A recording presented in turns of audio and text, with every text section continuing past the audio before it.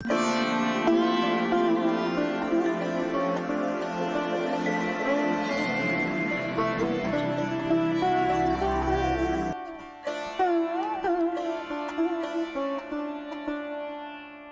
Everyone, welcome to study spring. और ये अपना 47th वीडियो है पॉलिटी 1000 MCQs का, जिसमें आज हम लोग लोकसभा राज्यसभा से रिलेटेड जो भी इम्पोर्टेंट फैक्ट्स है, जो भी इम्पोर्टेंट आपके बेसिक MCQs है, उसको कवर करने वाले हैं। तो आपके लिए जो सीरीज चलाया जा रहा है मोस्ट एक्सपेक्टेड MCQs का, आप उसको देख सकते हैं प्लेलिस्ट में। सारे का डिस्क्रिप्शन बॉक्स में लिंक दिया गया है आपको, या फिर आपके लिए एसेस का जो टॉपिक प्रोवाइड किया जा रहा है उसको भी आप, उसके प्लेलिस्ट को भी आप जा करके यहाँ से देख सकते हैं डिस्क्रिप्शन से। तो बिफोर टू बिगिन, अगर आपने चैनल को सब्सक्राइब नहीं किया है तो चैनल को सब्सक्राइब कीजिए और वीडियोस को लाइक कीजिए, शेयर कीजिए। चलते हैं अपने MCQs की तरफ। पहला क्वेश्चन है आपके पास कि क्या उपसभापति राज्यसभा का सदस्य होता है। तो पिछले वीडियो को आप देखिए, मैंने पहले ही बताया कि अगर आप कंप्लीट करते जा रहे हैं तो एक एक वीडियो को देखते जाइए। एक एक वीडियो को जब आप देखिएगा तो आपका पीछे से क्लियर होते होते कुछ वर्ड चला आएगा। तो यहाँ पे पिछले वीडियो में हम लोगों ने डिस्कस किया था कि हमारे जो वाइस प्रेसिडेंट होते हैं वो राज्यसभा के एक्स ऑफिशियो चेयरमैन होते हैं। मीन्स राज्यसभा के जो चेयरमैन होंगे वो कभी भी हमारे जो है वो भारत के उपराष्ट्रपति ही होंगे। तो भारत के जो उपराष्ट्रपति होते हैं वो राज्यसभा के सभापति होते हैं, लेकिन उपसभापति जो होंगे वो राज्यसभा के सदस्य अपने में से ही किसी को चुनते हैं। ठीक है, तो अब जब राज्यसभा के सदस्य अपने में से किसी को उपसभापति चुनेंगे तो ऑब्वियसली वो एक क्या होंगे कि राज्यसभा के सदस्य ही होंगे। तो इसका राइट आंसर आपका ए हो जाएगा। नेक्स्ट क्वेश्चन देखते हैं हम लोग। क्या राज्यसभा का सभापति संसद के दोनों सदनों के संयुक्त अधिवेशन की अध्यक्षता करता है। कभी कभी ऐसा सिचुएशन क्रिएट होता है कि संसद के दोनों सदनों की संयुक्त अधिवेशन को बुलाना पड़ता है। ठीक है, अब इस सिचुएशन में क्या होगा कि इसको हमारे राष्ट्रपति आहूत करते हैं और ये जो संयुक्त सदन होगा इसकी जो अध्यक्षता करेंगे वो कभी भी लोकसभा के जो है वो स्पीकर करते हैं। ठीक है, लोकसभा के अध्यक्ष करते हैं, राज्यसभा के सभापति नहीं करते हैं। यहाँ पे दो टर्म आता है, लोकसभा के अध्यक्ष और राज्यसभा के सभापति। राज्यसभा के लिए आप कभी भी अध्यक्ष वर्ड का यूज नहीं कीजिएगा, यहाँ पे आपके क्वेश्चन गलत हो जाएंगे। हालांकि वर्क सेम होता है, लेकिन राज्यसभा के लिए सभापति का यूज होता है और लोकसभा के लिए लोकसभा अध्यक्ष का यूज होता है। मीन्स वहां लोकसभा में आपके स्पीकर वर्ड को यूज किया जाएगा और राज्यसभा में आपके जो है वो चेयरमैन का यूज किया जाएगा। ये छोटे छोटे बेसिक चीजें हैं जो अगर आप एक एस्पिरेंट है, आप कॉम्पिटिटिव एस्पिरेंट है तो आपको पता होना चाहिए, इसलिए आपके साथ ये डिस्कस किया जाता है। तो अब यहाँ पे मैटर आ जाता है क्या कि क्या जो राज्यसभा के सभापति हैं वो संसद के दोनों सदनों के संयुक्त अधिवेशन की अध्यक्षता करेंगे। तो कभी भी ये संसद के दोनों सदन के संयुक्त अधिवेशन की जो है वो अध्यक्षता नहीं करेंगे। इसका राइट आंसर आपका ख हो जाएगा। नेक्स्ट क्वेश्चन देखते हैं हम लोग। मूल संविधान में लोकसभा के सदस्यों की अधिकतम संख्या कितनी निर्धारित की गई थी। अब क्या होता है कि संविधान जब लागू होता है तो उस वक्त लोकसभा के सदस्यों की अधिकतम संख्या कितनी होगी। अब यहाँ पे फिर से हम आपको एक टर्म याद दिलवाएंगे कि लोकसभा लोअर हाउस होता है और राज्यसभा अपर हाउस होता है। हम एक वर्ड को इतनी बार डिस्कस कर लेंगे कि ये हमारे सबकॉन्शियस माइंड में जाके बैठ जाएगा और फिर हम इसको कभी भूलेंगे नहीं। तो लोकसभा जो है वो लोअर हाउस है। तो आप इस वर्ड को ऐसे भी यूज कर सकते हैं कि जब मूल संविधान लागू हुआ था उस वक्त लोअर हाउस में अधिकतम संख्या कितनी थी। तो इसका जो राइट आंसर है वो आपका घ हो जाएगा 525। केवल जब संविधान मूल रूप से लागू हुआ था उस वक्त लोकसभा में सदस्यों की संख्या 525 थी और बाद में एक्सटेंड करते करते और कितना हो गया, नेक्स्ट स्लाइड में हम लोग देखते हैं। नेक्स्ट क्वेश्चन है आपका कि 31वें संविधान संशोधन अधिनियम द्वारा लोकसभा की अधिकतम सदस्य संख्या कितनी निर्धारित कर दी गई।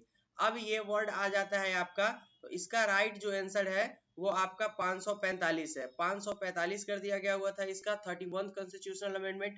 आपके लिए होमवर्क में भी कुछ वर्क होना चाहिए। 31वां संविधान संशोधन कब हुआ था ये आप इनबॉक्स में हमको या फिर कमेंट बॉक्स में मैसेज कर सकते हैं। इसका राइट आंसर आपका होगा जैसे ही 31st कॉन्स्टिट्यूशनल अमेंडमेंट हुआ वो 525 जो सीट था उसको एक्सटेंड करके आपका कर दिया गया 545। ठीक है, नेक्स्ट क्वेश्चन देखते हैं हम लोग।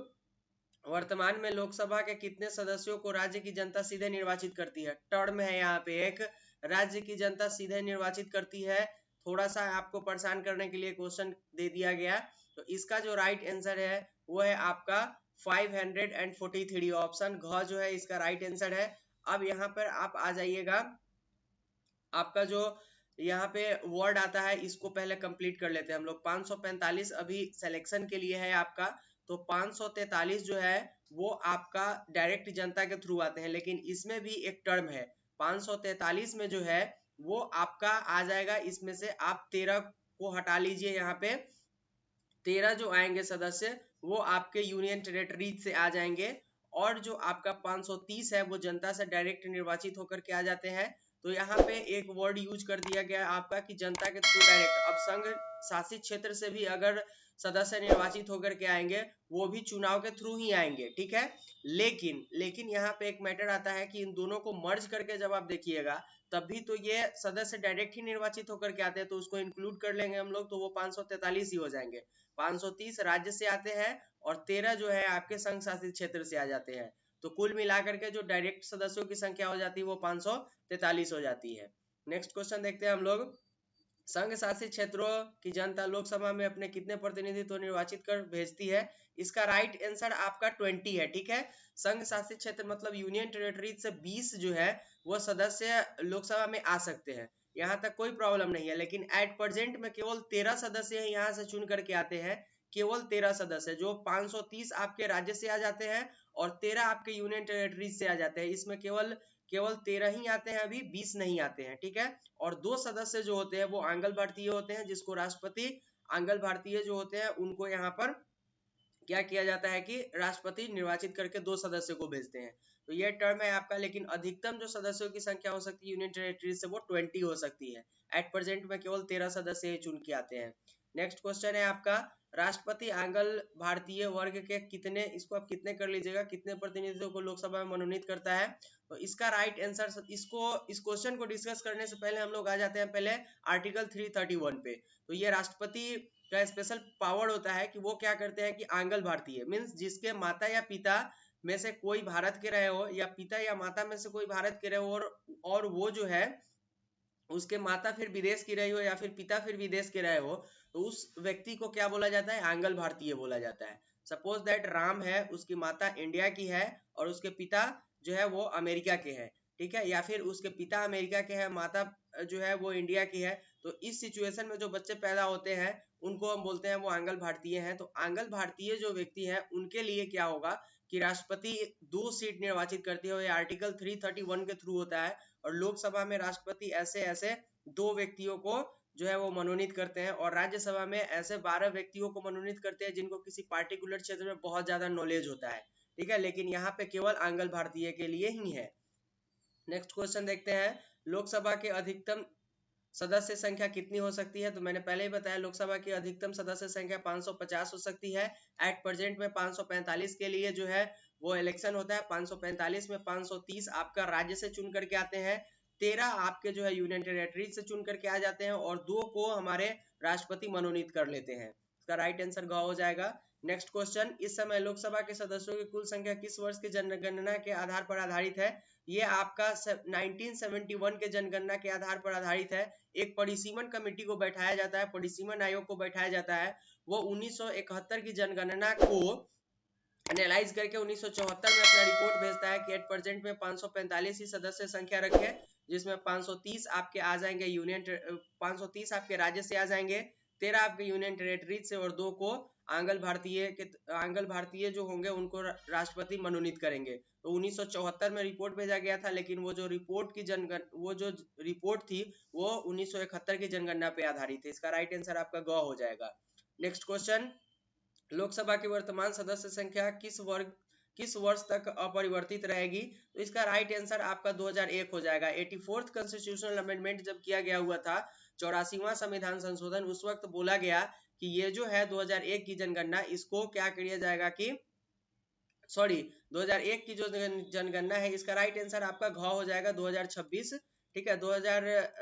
84th कॉन्स्टिट्यूशनल अमेंडमेंट जब हुआ था उस वक्त आपको बोला गया था कि ये 2001 की जो जनगणना है उसको 2026 तक उसी हिसाब से जो है सीट का वो बंटवारा होगा। तो एट प्रेजेंट में क्या होगा कि 2026 तक इसको फ्रीज करके रख दिया गया हुआ है। 2001 की जनगणना को ये 84वां संविधान संशोधन से हुआ था, इसको याद करना है। 2001 के जो जनगणना है उसी के हिसाब पे सीट का आरक्षण हुआ है, सीट का बंटवारा हुआ है, और जो है ये 2026 तक फ्रीज रहेगी। तो ये था फ्रेंड्स आज के वीडियो के लिए। और अगर आपने प्रीवियस वीडियो को नहीं देखा है तो उसको भी देखिए। आपका जो मोस्ट एक्सपेक्टेड एमसीक्यूज का सीरीज आता है आप उसको तो बिल्कुल देखिए, क्योंकि अगर आपके एग्जाम के टाइप के क्वेश्चन दिए जाते हैं, प्लस आपके लिए एसेज के सारे जो है वीडियोस प्रोवाइड करवाए जा रहे हैं रिपोर्ट राइटिंग आर्गुमेंट के, तो उसको आप प्लेलिस्ट जा करके देख सकते हैं। आज के वीडियो के लिए इतना ही, लेकिन फ्रेंड्स चैनल को सब्सक्राइब कीजिए, वीडियोस को लाइक कीजिए, जितना हो सके शेयर कीजिए। मिलते हैं नेक्स्ट वीडियो में। Thank you and good bye.